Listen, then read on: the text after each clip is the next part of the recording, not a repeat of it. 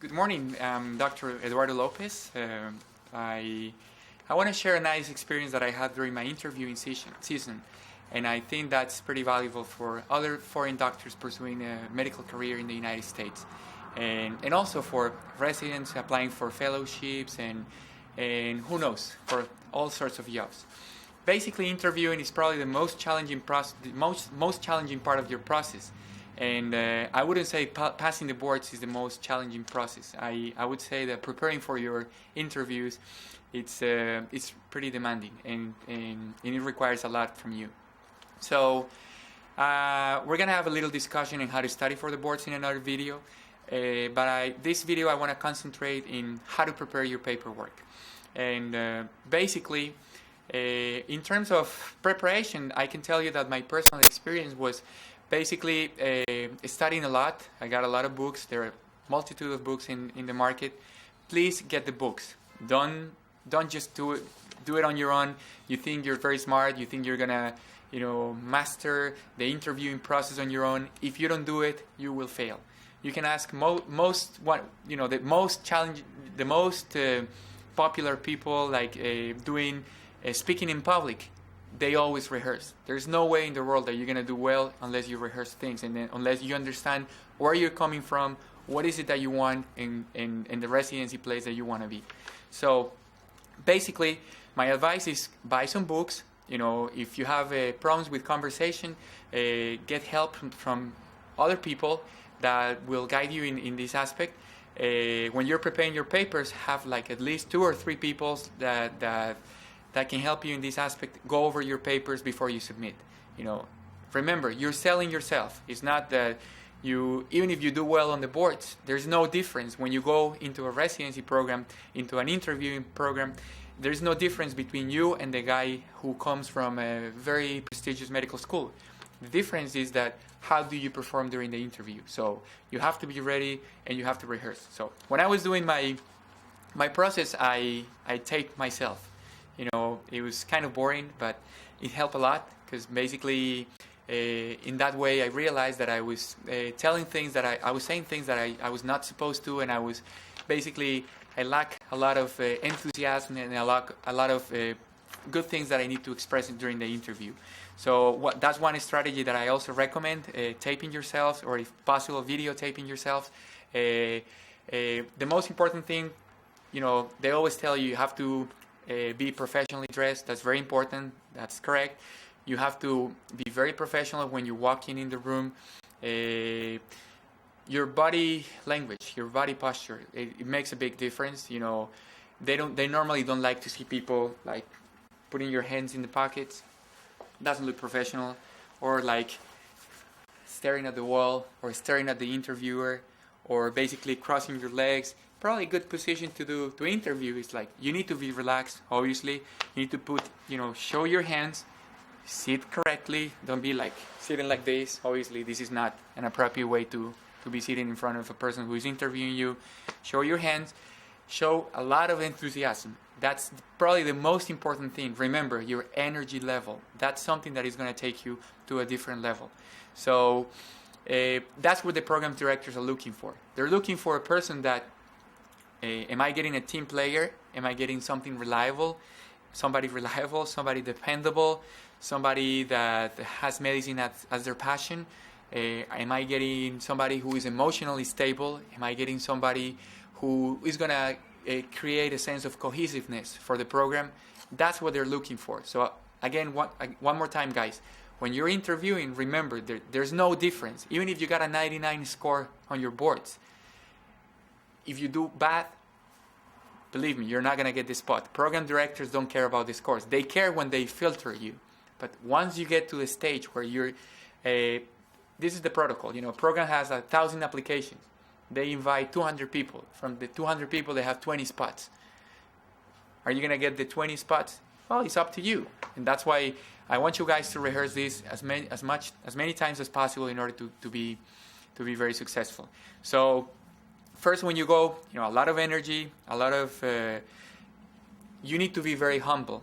When you have letters of recommendation, you have other people telling the program director how great or how you're an amazing guy, you're very smart, you have a lot of bedside manners, you're punctual, you're reliable, dependable, all the things, but you just don't go there and tell them, hey, no, I think I need this job because I'm reliable, I'm a good guy. I mean, that's going to be very silly. So you need to be very humble, very focused, and you need to show where you're going. So you need to have sense when you create your personal statement that basically there is no doubt that this is what you wanted to do from the beginning.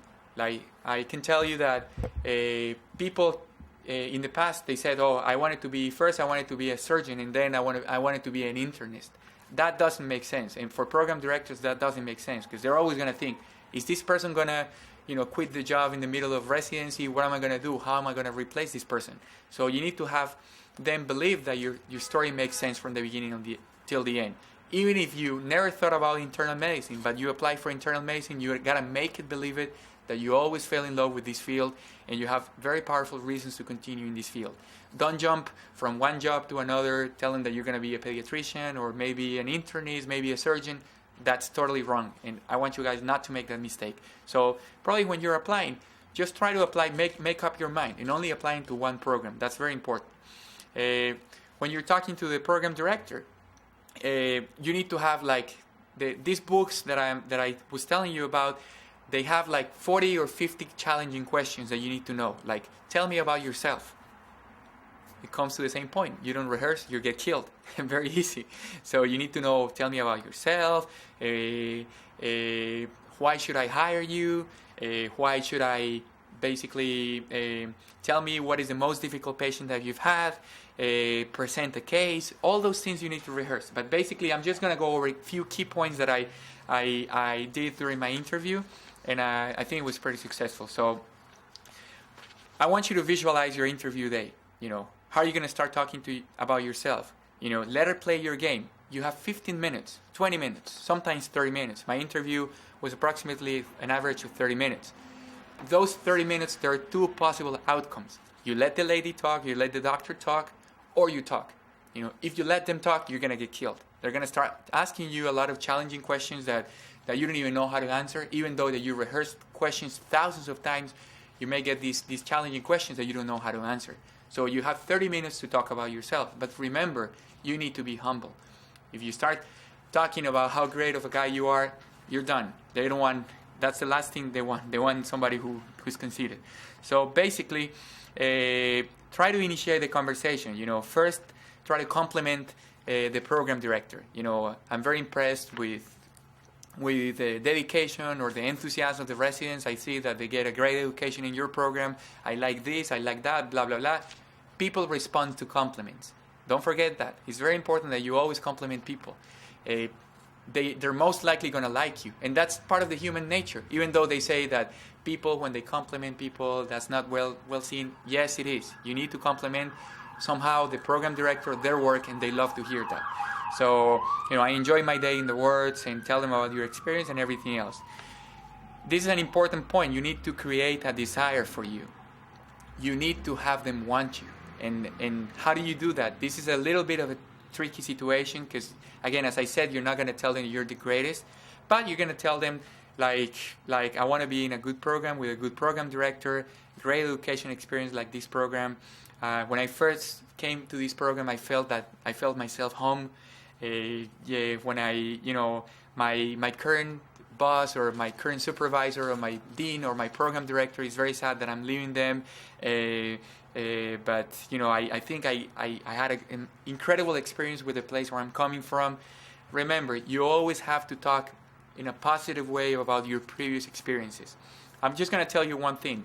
The first question that they ask you is, how are you? How are you has a meaning.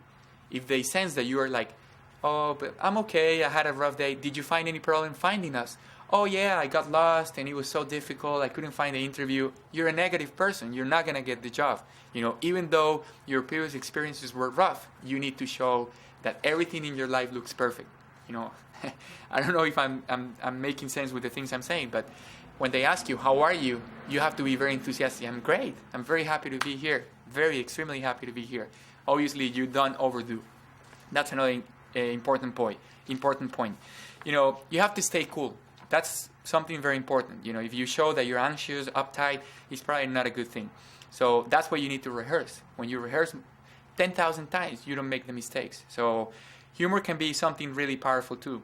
I'm just gonna let you know my personal experience. The lady told me, the thing is that the only problem that I see with your application is that you're a foreign doctor from Colombia. And then I told her, let's say that I'm from Columbia University, and then she laughed and she loved it. It's something silly, but I want you guys to find a nice way to get some humor involved in your interview process. Please be aware that you don't make any racist jokes, or you don't make any sexist jokes, or anything that has to do with politics, religion, anything like that. But you always can find a way to make a little joke between your interview, and that's also that helps you relax and helps you create empathy and with the program director or whoever is interviewing you. So you need to tell them that when you get control. Oh, one important thing: never cut anyone off. That's something really rude, and you don't do that. You let them talk. When they ask you open-ended questions, basically you take control. Then you start telling them that basically my objective is not only to be the best resident, but my most important objective is to continue bringing the program to a different level. Basically, you tell them, I'm just creating a desire for me. The program's success is my success. I like to implement new ways of taking care of people. Those are things that you can tell them. They love it. Imagine, creativeness is something, being creative is something that not everybody has. But if you're able to implement or to put a program into a different level in terms of patient's care, I created this sheet, I was able to recruit more people, my boss likes the fact that I was able to bring people for pacemakers or ICD implants, those things are very powerful tools. So again, it always comes to the same point. I'm trying to create a desire for me. You tell them your qualities. I'm computer driven, whatever you want to tell them. Tell her about things that you've done in the office, like strategies or softwares that you designed to keep the office schedule in a perfect way. You understand very well that one thing is patient's care and the other thing is the office operation. They love to hear that, because you need to be able to differentiate between patient's care and the hospital operation, and that's a concept that most residents or most interns they don't have. So you're showing her your thought process. You're not just showing that, oh, I'm a good guy, I think I'll be a good resident, and you hesitate, you stumble. I mean, that's not the way to interview. So you need to create a desire for you. Another point that you can tell them, in my previous work, I identified problematic patients, and isolated those cases, like people who needed more cardiac care. I created a system where I was able to keep track of them and research people in our database, and we implemented a chest pain center. Get involved, that you actually did things, and I'm sure you're going to do things in Dr. Ben-Zur's office, because this is an amazing place. You're going to feel it. You can go as far as you want. You have a lot of ability. You have the ability to go and to implement many things in the office. So make your own speech. When you do something for the office, write it down. Maybe you may need it in 3 years, but it's important that you tell these things. Make the place where you work like the best place in the world. I feel it. I believe it. But tell them that. I work in a highly competitive environment. We have daily morning rounds where we discuss different strategies for patients' growth. These meetings are also important motivational tools for other employees. You want to tell them that you're a team player. You want to tell them that you're giving a sense of cohesiveness to the program. Here, I invite other employees to my wedding or to my house. They're my friends. You take people to a personal level. They want to hear that. They don't want to get a guy that is not going to get along with nurses, not get along with doctors, with hospital staff. They want to find that. But you're not going to tell her that. You're going to just tell, when she asks you, tell me a story about yourself. You can tell them that I told them that personally, and this is a hobby that I like myself, I horseback ride, and we have 3 horses. They love the story. It makes a lot of sense. It tells that you have other interests different than medicine. I am implying that I'm emotionally stable, that I have other activities that allow me to keep my sanity and different activities, different than medicine. That's what you need to tell her. You know, whatever you do, even if it's not horses, you need to get your point across. But you don't tell her, oh, I'm emotionally stable. But I want you guys to sell that idea with a nice story about yourself. You know, you have to tell them that you've been exposed to 1,000 of clinical encounters in the office. We have very complex patients. We have people with heart transplants. We have people with defibrillators. We have people with, you know, other cardiologists refer to the office where I work. I assist the doctor in the documentation of very complex cases on interventional cardiology and electrophysiology. You need to sell yourself. But again, you do it in a very nice way without being conceited. You know, I implemented systems to call patients, to keep in touch, calling patients. Okay. You can take them take a sample of a note that you created. You know, that helped me. Basically, they want to know if you're able to document and to how is your documentation in English? How is your ability to communicate with patients? They're going to sense your ability to communicate during the interview. They're going to sense your ability to present a case. They're going to tell you, tell me about an interesting case. I want you guys to prepare a case, and you know it by heart. You know, heart disease, heart attack, status post-MI, and you get all your words, and they're going to know they're talking to a very competent applicant. So I want you to get that also prepared. The case is very important. You know, show them what you know. That's you know, you can tell them, yesterday we saw this patient, he had this and this and that. It was very nice because I didn't know that patients with ejection fraction less than 40 can be candidates for cardiac resynchronization therapy. All those things are important. So make sure that you tell them that, and they get a sense of your ability to see patients. Show projects that you have worked. You can take like things that, you know, the purple sheet, the friends and family, you can take credit for those. You know, basically you're participating in a very highly competitive environment, but you need to tell them, you need to let them know that you're doing those things.